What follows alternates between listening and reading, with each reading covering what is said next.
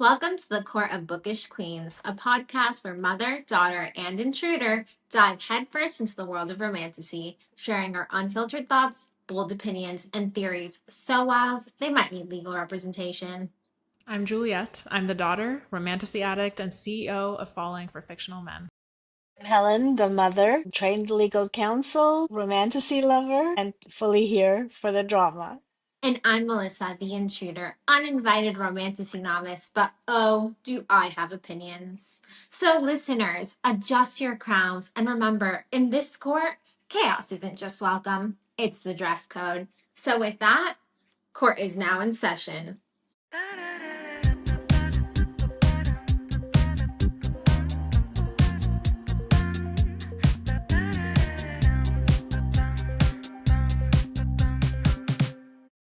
Hello, and thank you for joining us on today's episode where we'll be covering chapters 39 to 49 in House of Flame and Shadow by Sarah J Maas. Before we dive into the episode, please listen carefully to our content warning. We will be focusing our discussion on chapters 39 to 49 in CC3.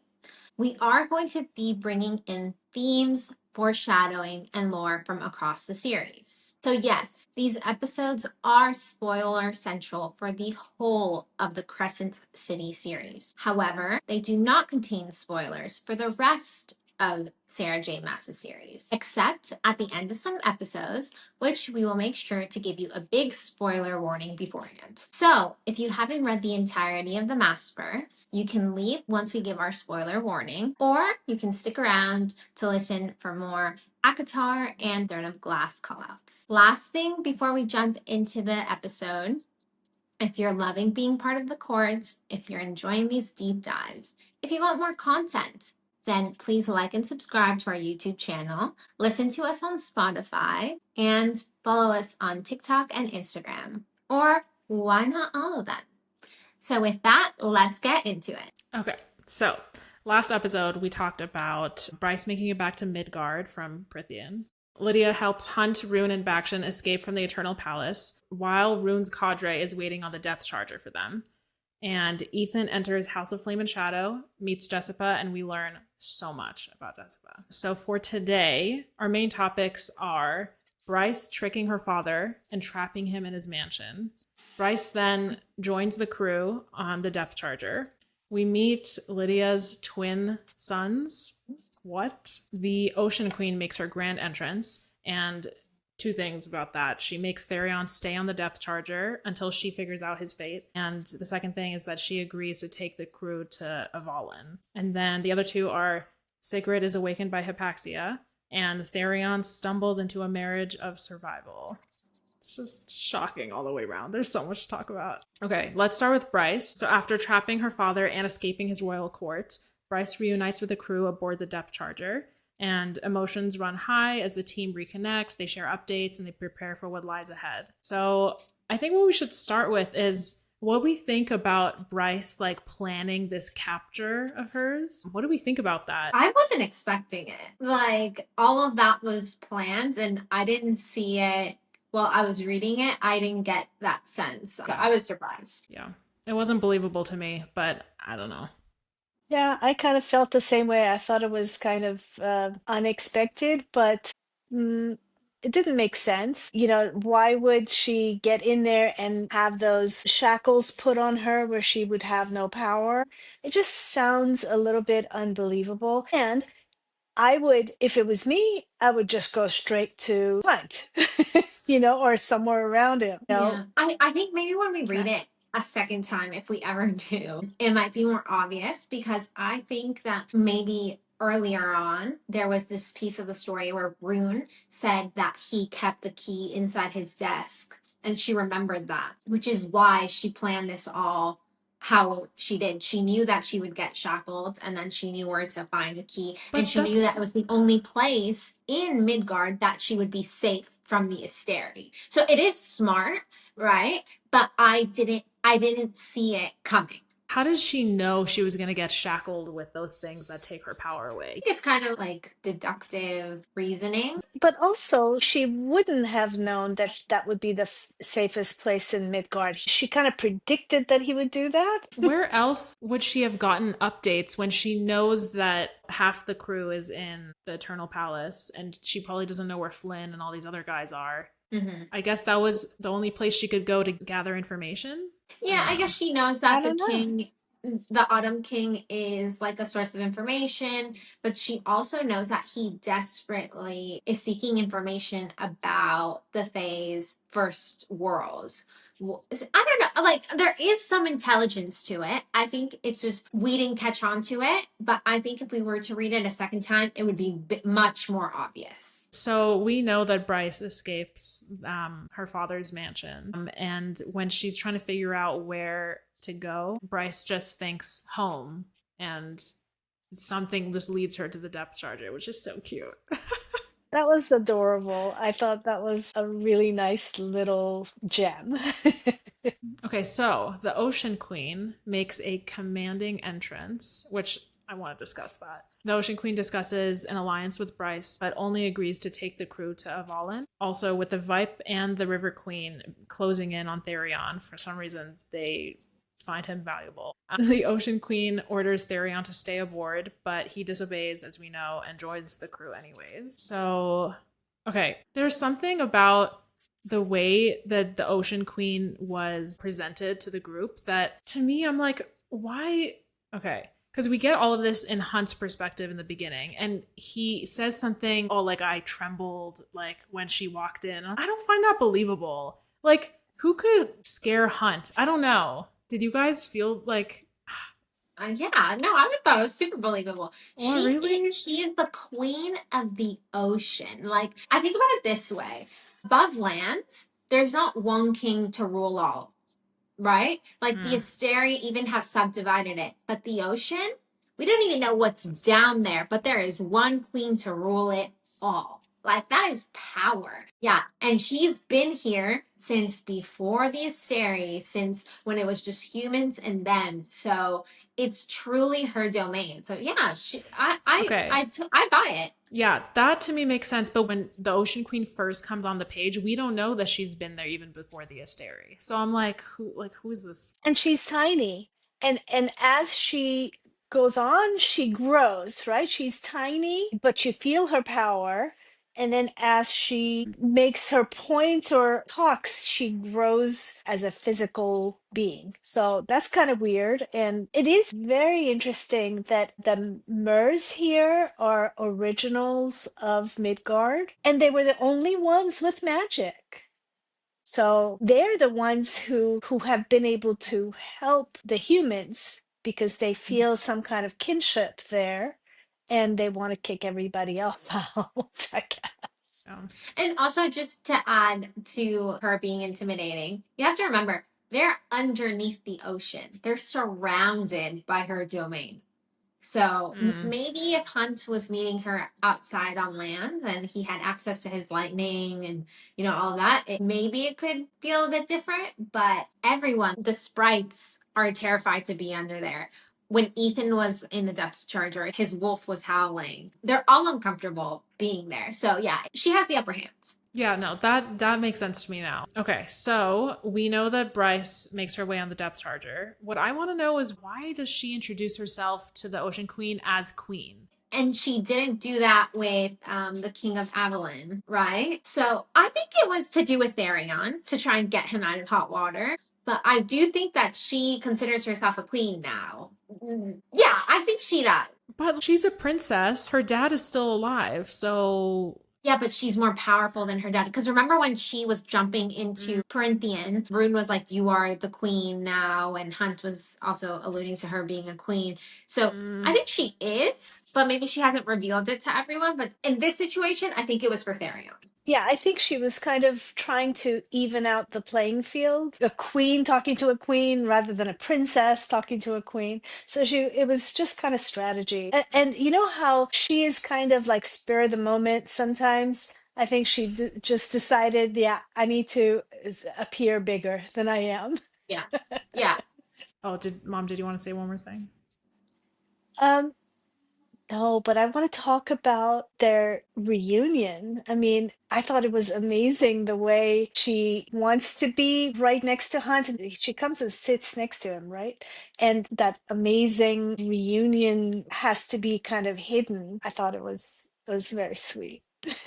Okay, because Yeah. the reunion, it's like, yeah, sure. It's in a moment where she's speaking to a queen, so she can't just like fawn all over Hunt. But shortly after, they get into a fight.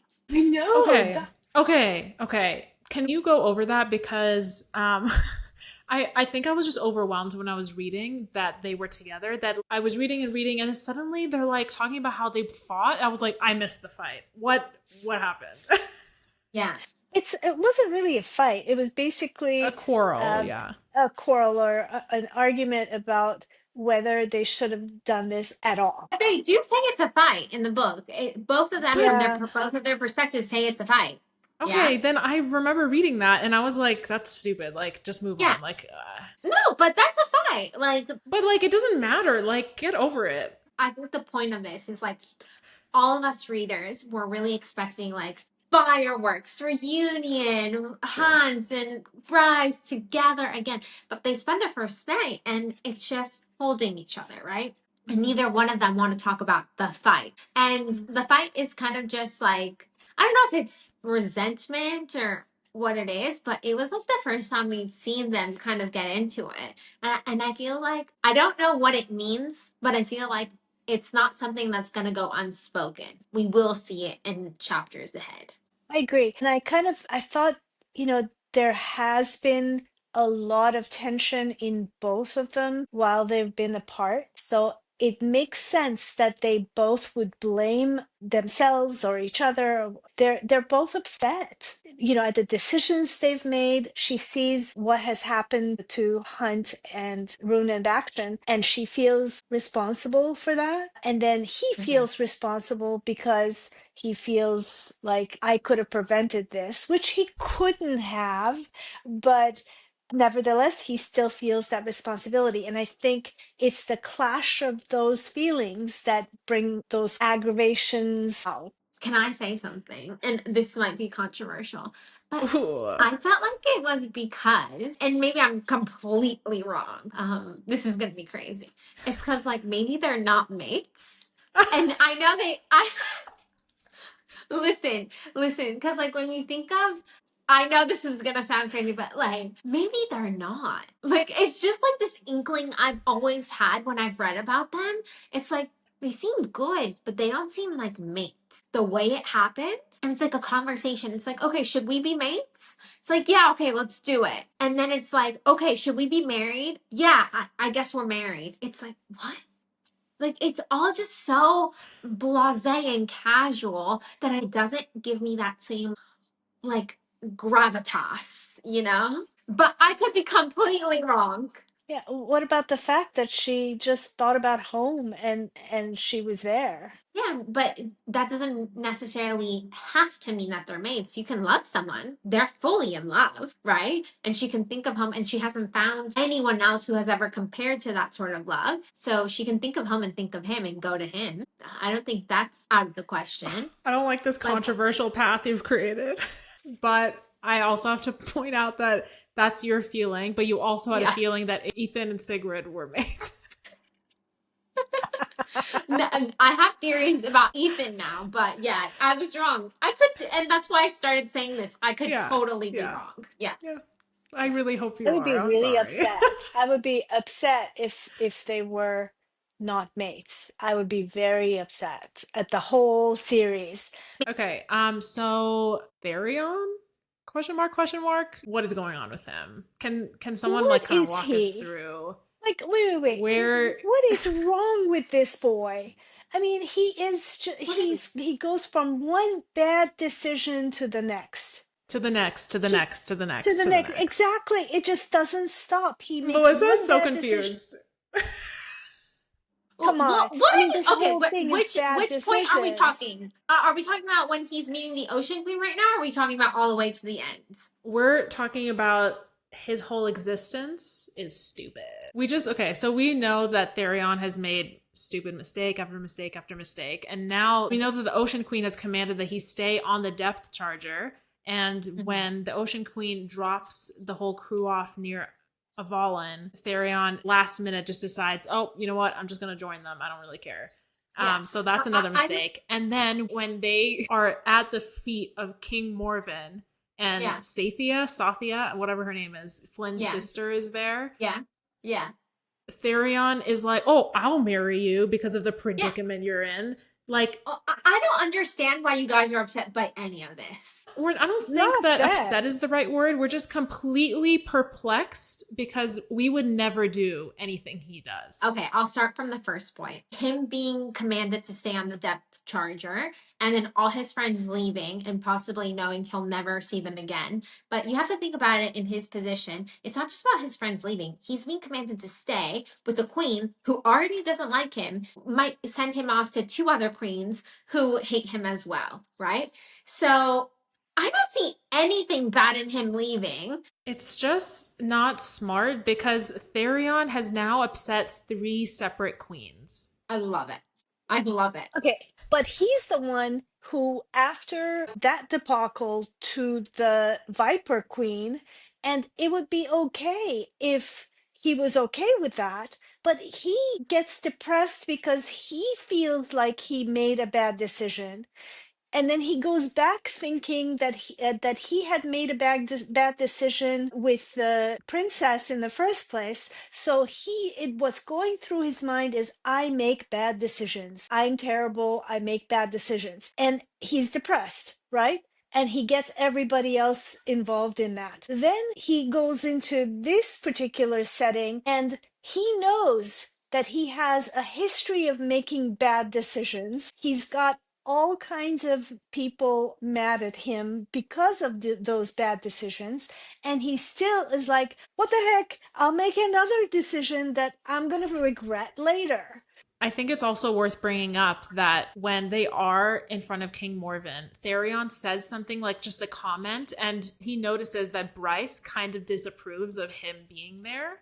And the fact that someone that reckless is disapproving of your actions, that means you're way more reckless. No, it's hypocritical. It's hypocritical to the 9th degree, because that's exactly what Bryce would have done in his position. I don't know what that look was for, but let me tell you, it's unwarranted. And the whole thing with Therion leaving, I don't think he thought it through. I think he just saw it like, if I stay here, I'm dying. So I'm jumping ship. I think it was the best decision he could have done in that moment. And now I go to my last point. Who would have married, what's her name? Sathia. Who would have married Cynthia if Therion didn't go?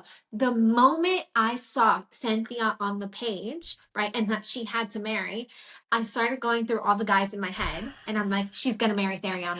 I said it. I was like, she's gonna marry Therion. I called it from the moment. I was like, this is gonna happen. And then what happened at the mirror? And he's like, I'll marry her, and done. It happens. Dude, that's so crazy. Look, I'm not saying that marrying her is a bad decision because, like, I don't know what's gonna happen. We don't know yet. But it's just it's so rash. Like, how can anything? That's what he is. He's rash. So is Bryce, and we love her. So is like so many of the characters that we read. I think this is the best decision he's made to jump that ship, and I'm so glad he married Cynthia. I don't know what her name is, Cynthia. I love it. I think we're gonna get a great character. I'm excited for this. I think it's gonna be fab. I'm so excited. I hope so. I'm always in the background. I'm thinking, poor Therion. I hope he can grow up. Maybe this will happen. I think it's funny how we read the same things but have such different opinions.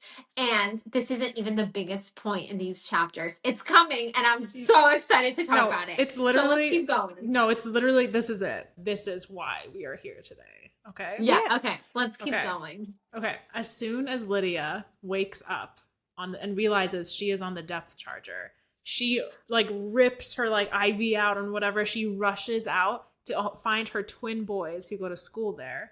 And Ruhn chases her, witnesses this. And then shortly after, Ruhn and Lidia have one of their first proper conversations where Lydia does not hold back. And then you go. I literally highlighted that section. So let me bring it up. They're like, what happened? What difference does it make? I thought you didn't wish to hear my sob story, as you put it. Well, he had earned that. And he said, look, you can't expect me to learn who you are, what you are, and be immediately cool with it. Okay? I'm still processing this shit. That is literally verbatim what I What have you been said. trying to drill into both of you for the past episodes. I'm like, it's not about him not ever being able to love her. It's not about him like having disgust for her. It's about him being in shock. And that's literally what's on this page. So thank you. I feel vindicated. But then I saw Juliet's video that she posted on our Instagram about how Lydia is the one that is like in the right in this conversation. And I'm like, I think we have very different views. So maybe go ahead, Julia. Look, I just want to touch on the point that you made, that I'm glad that he finally said that he needed time to process the information. But that is exactly what he should have said when she was trying to share with him before. But he went straight into cold silence. I will not talk to you, rather than saying, hey, I need time to process this. So that is what we were trying to drill into you. No, it's like you guys aren't reading it. It's like you're not reading it. Helen, what do you want to say? Okay, that's exactly what I said before, which is we know that these two are mates. They may not know it yet. We know that they love each other in a way that hasn't been discussed yet, okay, or thought about from either one of their perspectives. But they are stuck together.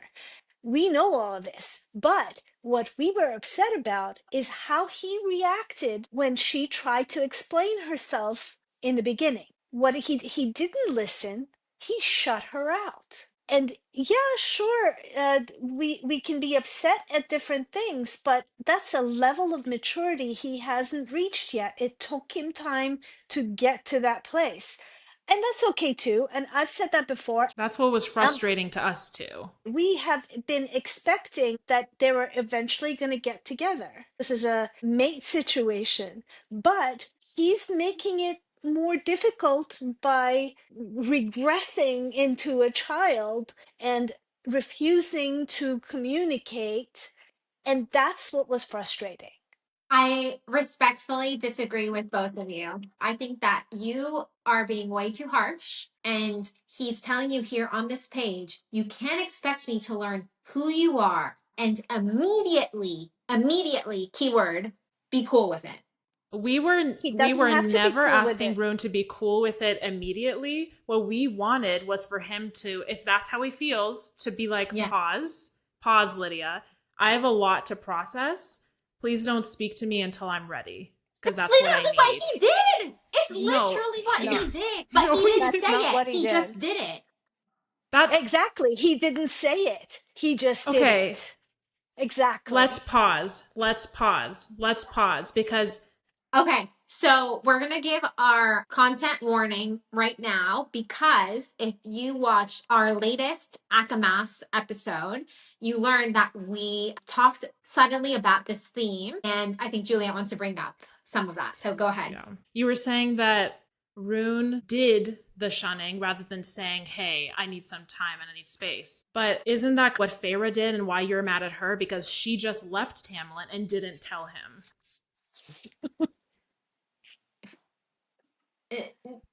I mean, I see what you're trying to do, but no, because Feyre was engaged to the man. So Doesn't matter. that's, yeah, it relationships does. are relationships. They're not in a relationship. That was the first time they had ever met. Was Yeah, I'm sorry, but they're not in a no, you guys. This is what I think is the big difference between us. I think you guys think very female centric, and I have more of like a male centric way of thinking. I see it from the guy's perspective. I think it's like a female way of thinking, being like, he has to do this. He has to say, pause, I need my space, let's not speak, and then let me process this. Most guys don't think that way. They're too immature to do it. They're not going to do Exactly. that. And that's literally our somebody who problem. is, like, applause, but I'm not going to like condemn him for being how 99% of the other males are. Like, I think it's normal. But Melissa, all along we've been saying he's acting like a child. Not that we hate him. I'm rooting for the couple. I want them to get together. But he's being immature. He has been from the start. That's all I'm saying. Okay, so we've talked about Lydia and Ruhn's first real proper conversation. I want to know what you guys think about Lydia's twin 15-year-old boys, Bran and Ace. One thing that I thought was interesting is that their adoptive father kind of referred to them as the sun and moon. I think because of how polar opposite they are, but I don't know if that was symbolic or is gonna be symbolic in some way. I don't know. I don't know. I just wonder who the father is. Like, it's so bizarre to me that she has kids. Like, had she had the pregnancy? Wasn't she with the Triari? So, like, had she had the pregnancy? I'm so confused. Well, do we really know when Lydia started to work for the Asteri? Do we actually know? Maybe. Well, I don't know. It's not like something I've kept in mind. the only thing we know is she was asked by the Ocean Queen to go in deep cover into becoming as the Asteri's pet. And we can see that the boys are 15 years old. That's all we know. But why does she have that? Why does she have that control over Lydia? Is it because she left her sons on the Well, depth charger and that's why? Or Yes. is it because maybe the father is related in some way with the Ocean Queen no, I and thought has something to do like that? they said that Lydia went to the Ocean Queen with this whole predicament, and then they Okay. struck up a deal Yeah. But why would she even want to deal? Like, because why? the Ocean Queen is like a rebel of sorts and wants Yeah, a person on the inside to be a double yeah, agent. okay. Right, that makes sense. Yeah. I do think that the boys are kind of a side story that I don't know where it's going to go, but it's a trigger for Ruhn and Lydia to start talking again. Because he does see her as a different person when he realizes that she's a mother. And he wants her sob story. You know, that's the first time he's like opened up and says, okay, so what is it? And he doesn't do a good job of that either, I gotta say. He's like, You know, he, it's the first time I think where Ruhn actually out loud says he straight up admits that he's into her. He's like, if most dudes, if they found out the female they were into and had kids, they would run. Like he literally said, Exactly. "Hey, I'm into you," and that was Yeah. like, "Whoa." Yeah. That was awesome. yeah, I but love but that. but but what's And even then more awesome is that she says, "You don't deserve to hear my sob story," and slams the door in his face. I love that. I was thinking of something else. What were you Well, thinking? that was I good, but think also she literally says that's male strength for you when he says most dudes who find out the female they're into as kids would run. Then she was like, "Yeah, that's male strength for you." I was like, "Sass, love it, so good." okay. So you're quick to accept that that is male strength.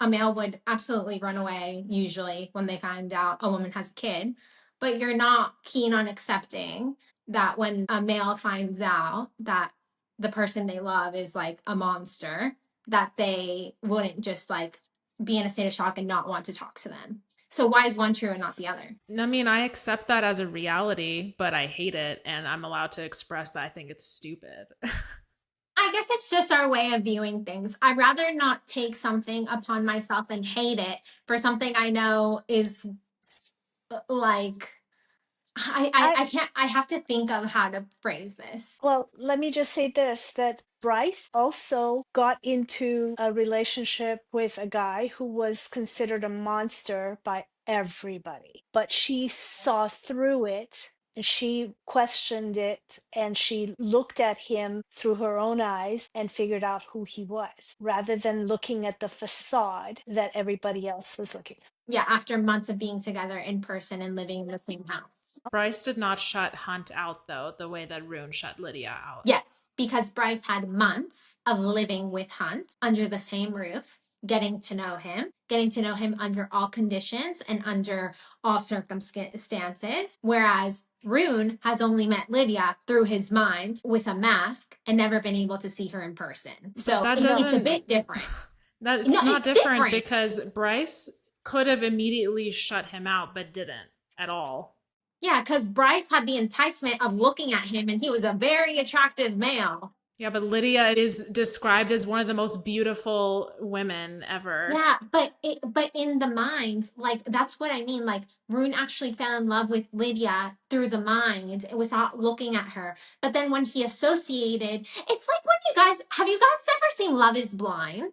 Have either of you ever seen Love is Blind? This happens in Love is Blind so many times. That love, that connection they made through the mind is not enough because and it has to do with many things, and a lot of the times when they're finally together they have to put up pillows between each other and speak to each other that way because the association of the face and the mind together is too much for them to handle. So when I say like, oh, but they met through the mind, that's not a real relationship yet, I think that is true because it's very different to be together in person. Yeah, I think that's why I don't value that relationship of, oh, but they fell in love through the mind itself because it's different in person and it is different in person. So, another point I'd like to ask you both, right? Because you both have said in different occasions that you're still rooting for Lydia and Ruhn to get together.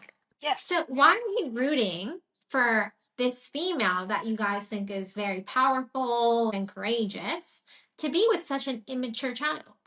People grow up. You're rooting for him now. He hasn't grown up yet. He hasn't showed us signs of being mature yet. So why are you rooting for him?